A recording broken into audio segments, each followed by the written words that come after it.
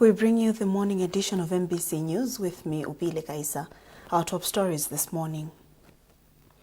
Government calls on all Malawians, including opposition political parties, to support its drive to recover the country's economy. The Ministry of Tourism says upgrades to the country's airports are set to boost the tourism sector. And the Malawi national women's football team, the Scorchers, lose to Tanzania by a goal to nil in an international friendly match played in Dar es Salaam.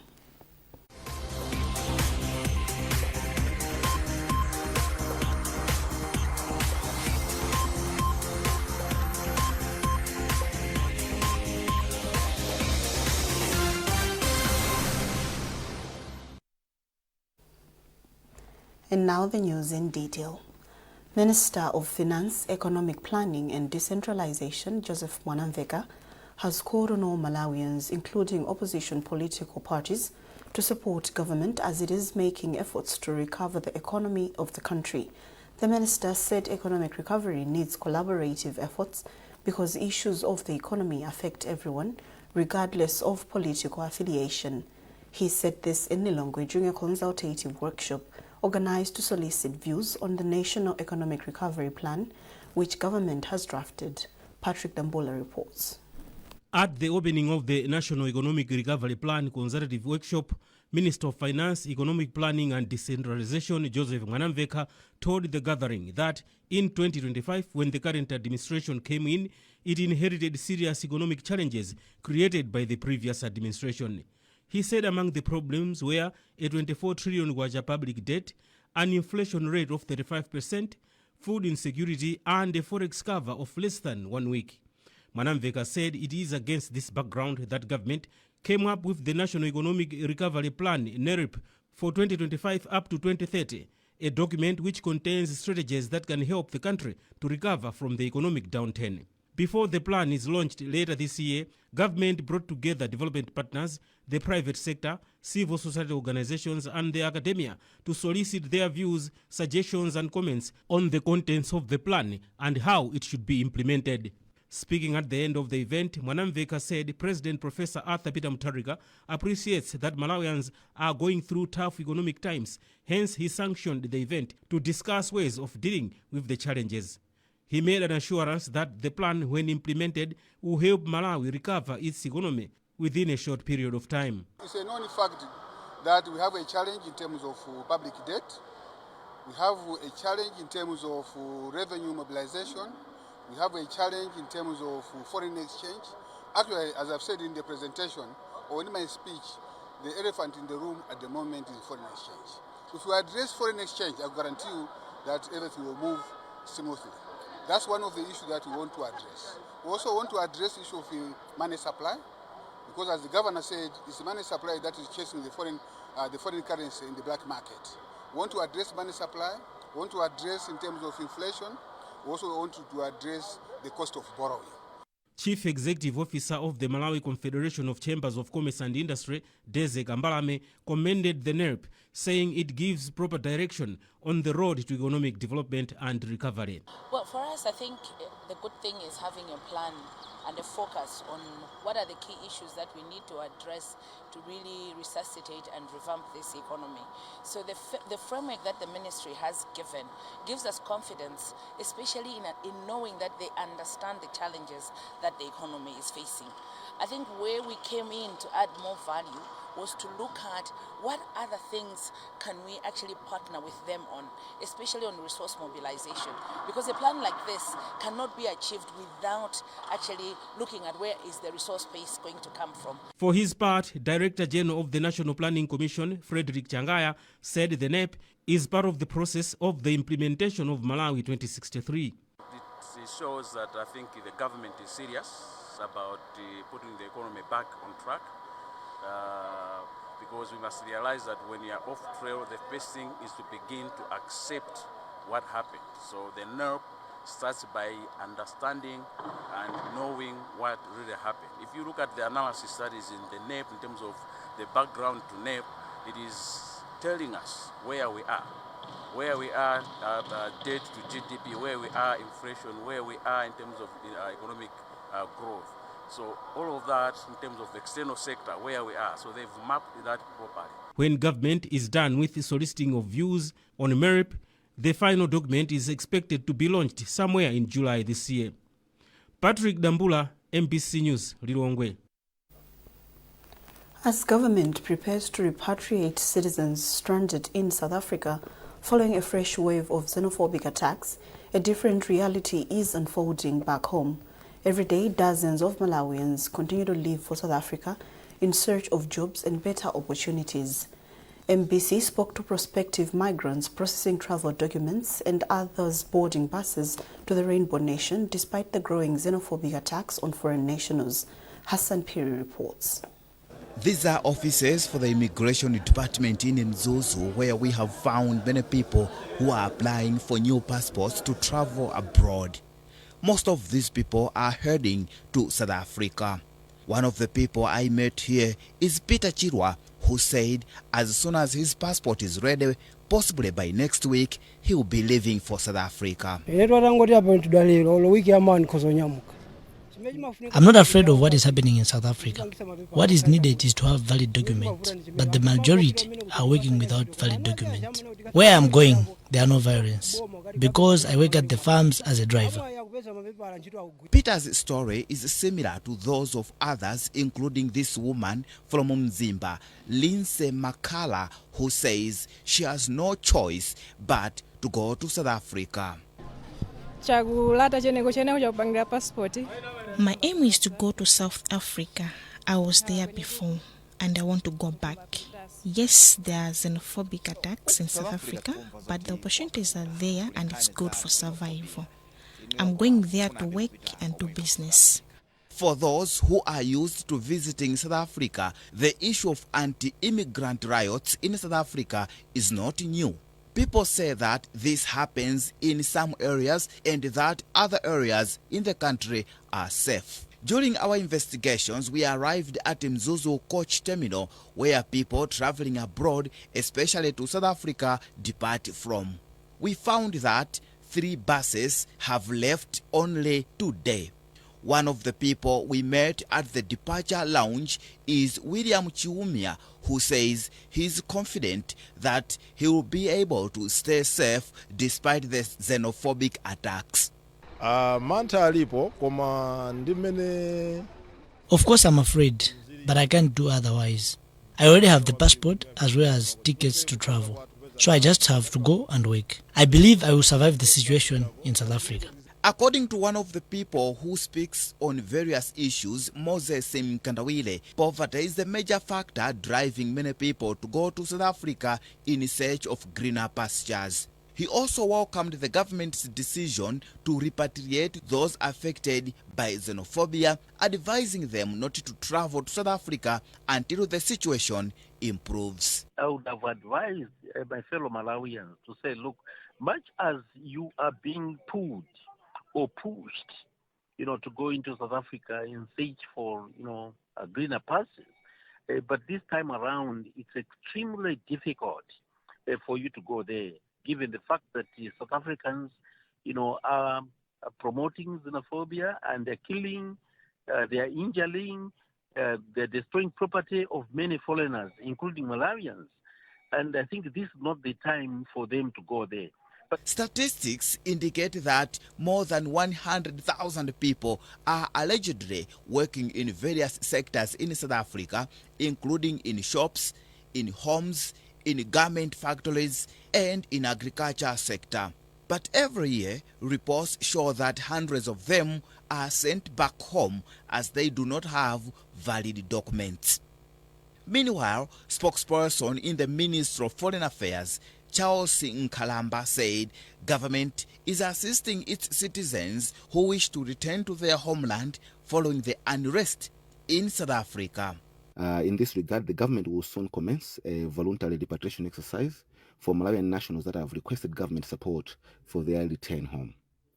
The repatriation exercise is intended only for Malawian nationals who have voluntarily indicated their willingness to return home and require logistical support from the government. Accordingly, the public will be formally informed of the final logistics of the repatriation exercise once all preparations are completed. According to officials from the Offices of Immigration and Citizenship Services here in Mzuzu, it is estimated that 8 out of 10 applicants, their destination is South Africa. But this is happening despite the fact that South Africa is facing the wind of xenophobic attacks against foreign nationals. Hassan Piri, MBC News, Mzuzu.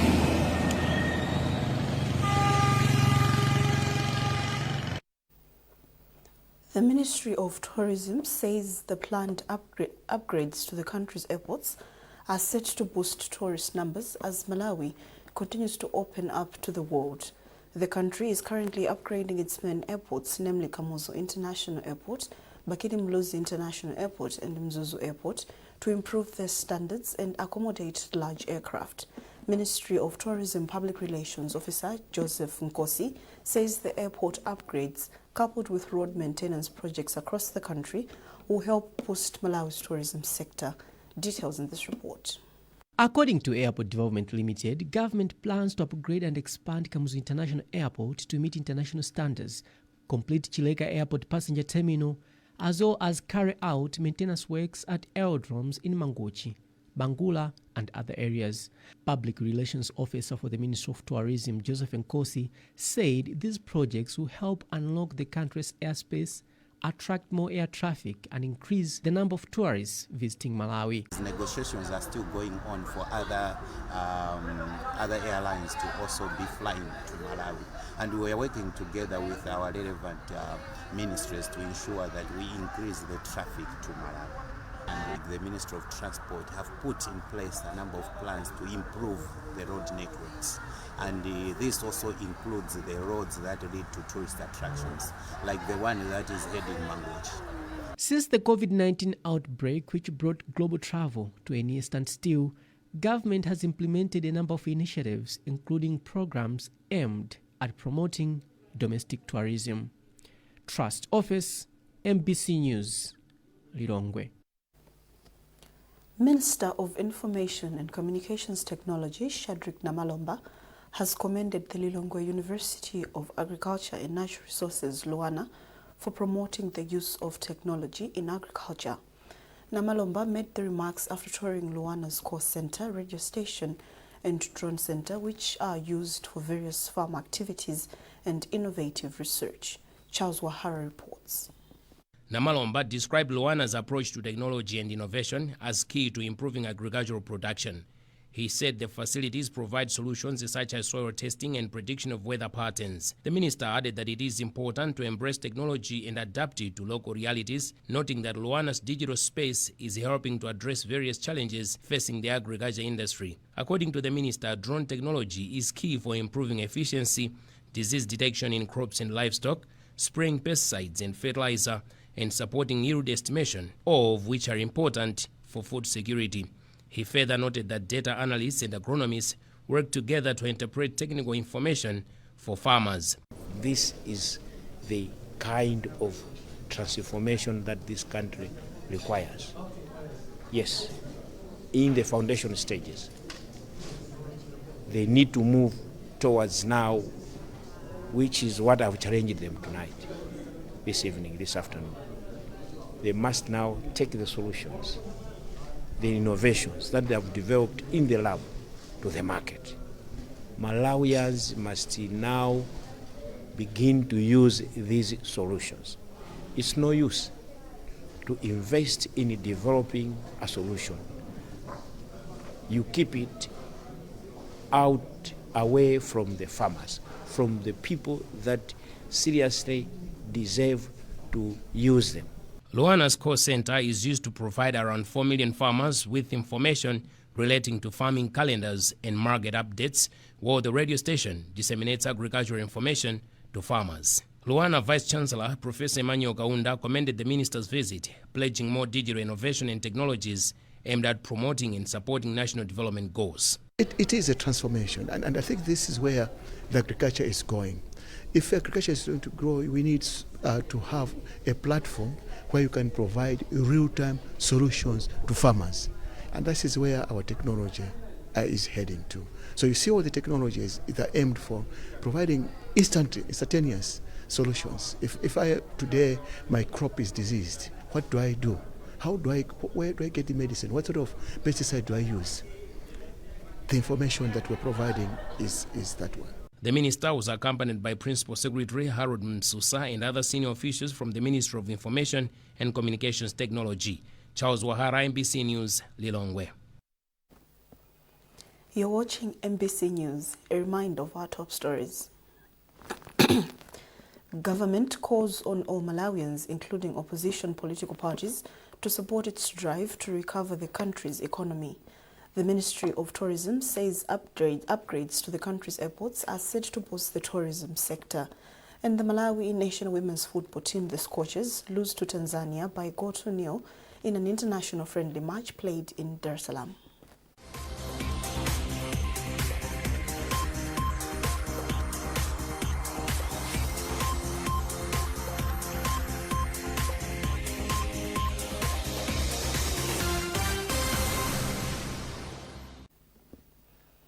Welcome back.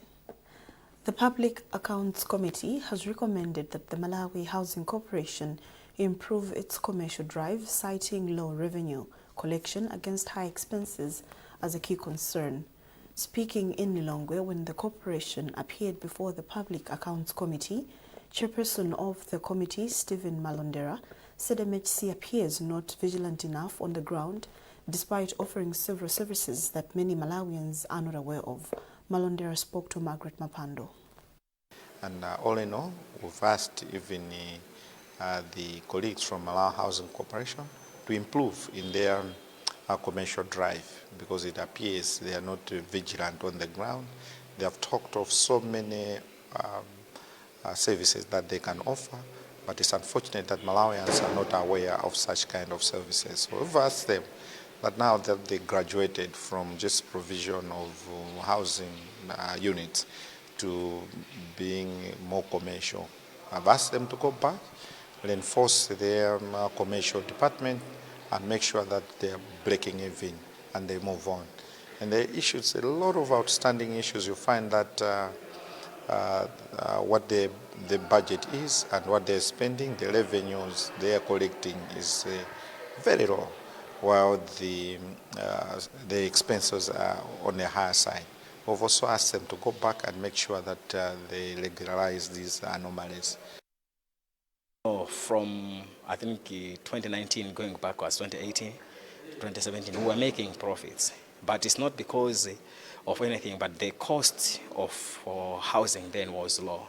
For you to buy a bag of cement, it was maybe about 4,000. The iron sheets were cheap. That then, from 2020, things started escalating. The bag of cement now is about 40,000, but the cost of that house, I mean, the rentals are still low. So there was now imbalance on how much we spend and how much we earn. So that gave us a deficit, so that we were even unable to pay taxes in time. And as a result, how MRI operates is that when time for remittance of taxes is due, you don't pay, you are charged penalties. So we're caught in a situation where we don't have the money. If you were maybe a private tenant, would have said, I'm raising the rent. But as MHC, we can't wake up and say we're raising. We wait for approvals. First, we make a proposal. If it's approved, then we have to go through the government, through the system, then the board, and then we should implement. And when we're implementing, we always remember that we can't be too high, much as we can't be too low. So there's also some now calculations to be done. So it's always a process. So that has hindered us from progressing from this loss making to a profit making. The Reserve Bank of Malawi has urged stakeholders to fully comply with the 2025 amendments to the Insurance Act. The call follows the expiry of the 12-month transition period from the day the amended act came into force. Among others, the 2025 amendment places obligation on construction companies and hotel owners to insure their property against any form of eventualities. Details in this report by Temba Mwale. Section 90 of the Act places an obligation on all registered construction companies to obtain construction insurance prior to the commencement and make sure that such premises are insured throughout the construction project. RBM has further placed mandatory insurance requirements on all public buildings, such as tenement houses, lodges and hostels, to cushion them from risks of building collapse, fire and natural disasters. According to a statement from RBM signed by Kisu Simwaka on behalf of the Registrar of Financial Institutions, both insurances are meant to cover liabilities in respect of third-party bodily harm, loss of life or damage to property. Meanwhile, the Construction Industry Regulatory Authority, CIRA, through its acting corporate affairs officer, Lyford Gideon, has hailed the decision, saying construction sites are hazardous areas which must be insured at all times. You may wish to know that construction sites are high-risk areas. Therefore, putting an insurance on them is good practice, because you really want to make sure that the lives that are involved in those works are covered. In case there is some loss of life or some damage to the property, you want really to have some cover for that. It is against the law to operate in the construction industry if you are not registered under the Construction Industry Act of 2025. Secondly, it's also against the law to operate on a construction site without complying to all necessary statutory requirements, including this insurance provision. RBM has also issued a stern warning against insurance fraud, saying anyone found engaging in the act will be liable of a fine of up to 100 million kwacha, or triple the defrauded amount as stipulated in the act. Temba Mwale, MBC News, Blantyre. Action for Sustainable Development, ASUD, has emphasized the need to restore degraded environments to ensure sustainable agricultural productivity among farming communities. ASUD Executive Director Thomas Ngwira was speaking during the launch of a 5-kilometer fire break at Mmawa Hills at Enguswini in Mzimba North. Chimwemwe Milulu has the details.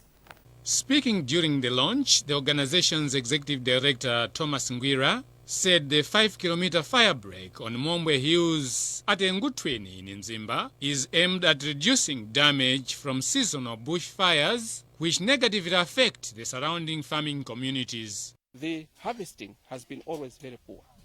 Therefore, this project has been launched to ensure that the mountain up there, where we are, is fully protected. It shouldn't be bare anymore. The project is targeting Kabirimhoto area under Mulumuza na Jozani in TN Twalo. Forestry officer in Mzimba North, Richard Mdala, said the project will help to restore the degraded landscape and reduce future fire risks. Having this component of environmental management is trying to rehabilitate those degraded areas so that we can empower the community and make them able again to produce enough agricultural yields.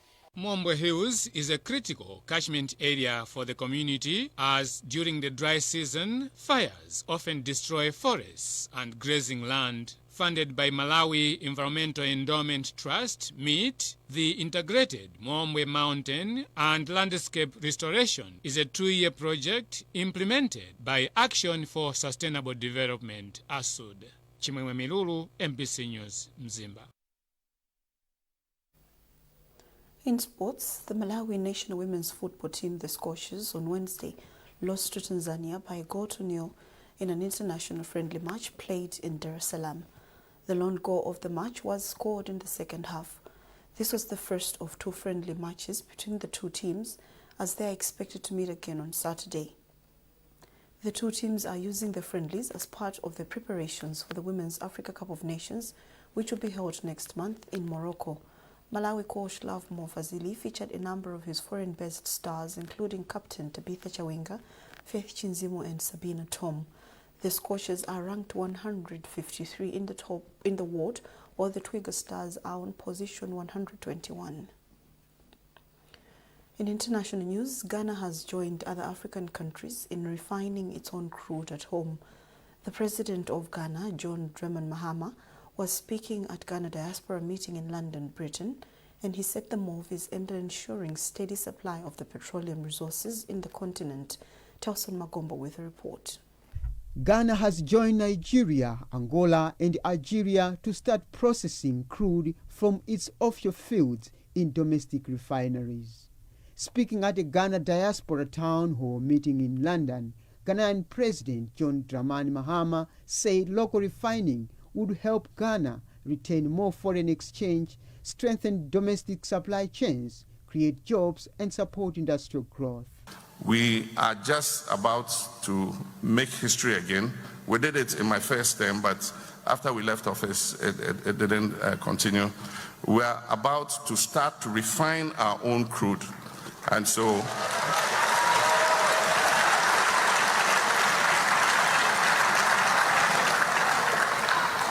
in June, we are delivering a parcel of Ghanaian crude from our own oil fields to the Tema Oil Refinery to process.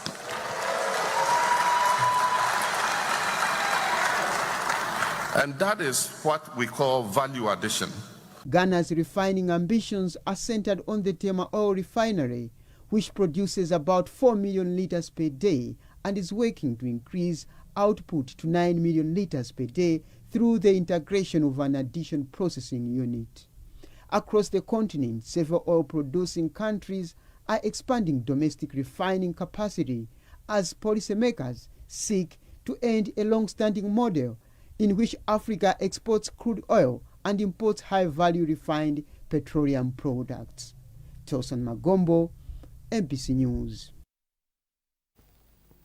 That item concludes this edition of MBC News. A reminder of our top stories before we leave. Government calls on all Malawians, including opposition political parties, to support its drive to recover the country's economy. The Ministry of Tourism says upgrades to the country's airports are set to boost the tourism sector. And the Malawi national women's football team, the Squashers, lose to Tanzania by a goal to nil in an international friendly match played in Dar es Salaam. Keep up to date with our news coverage on our digital pages by scanning the QR code at the top right corner of your TV screen. You are with me, Upile Kaisa. Thanks for watching. Have a lovely day.